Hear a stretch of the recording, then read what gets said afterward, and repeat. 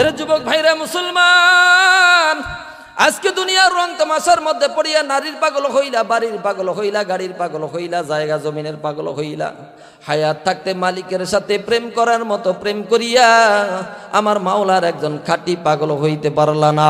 তোমার মতো কপাল পোড়া মুসলমানের সন্তান তো আল্লাহর জমিনে আর একটাও নাই, ঠিক কিনা জোরে গো। এই জন্য আল্লাহ পাক রব্বুল আলামিন বলেন, এই দুনিয়ার জমিনের মধ্যে আমার যেই বান্দা আমি আল্লাহর সাথে প্রেম করার মতো প্রেম করিয়া আমি মালিকের একজন খাঁটি প্রেমিক হইতে পারছে, আমার ওই পাগলের কাছে দুনিয়ার রাজপ্রাসাদ ভালো লাগে না, জায়গা জমিন ভালো লাগে না, গাড়ি বাড়ি ভালো লাগে না। গভীর রজনীতে নির্জনে গোপনে যায় না মাঝের উপরে দাঁড়াইয়া আমি আল্লাহর সাথে প্রেমের আলাপ করতে তার ভালো লাগে, ঠিক কিনা জোরে গো।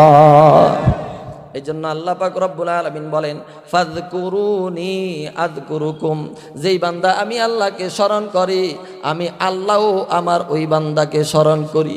যেই বান্দা আমি আল্লাহর জন্য পাগল আমি আল্লাহও আমার ওই বান্দার জন্য পাগল। জোরে কোন সুবহানাল্লাহ।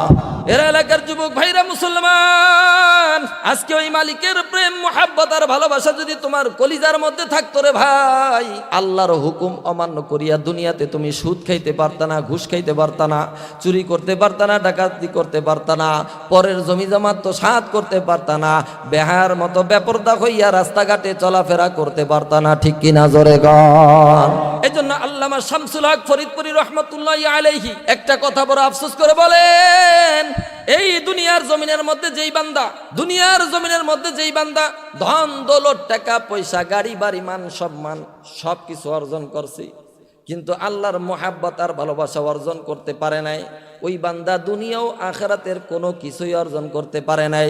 কিন্তু যেই বান্দা দুনিয়ার জমিনের মধ্যে ধন সম্পদ টাকা পয়সা গাড়ি বাড়ি মান সম্মান কোনো কিছুই অর্জন করে নাই, কিন্তু বাবা হযরত বেলালের মতো আমার আল্লাহর পাগল হইতে পারছি, ওই বান্দা দুনিয়াও আখিরাতের সব কিছু কামাই করতে পারছে। জোরে কোন সুবহানাল্লাহ।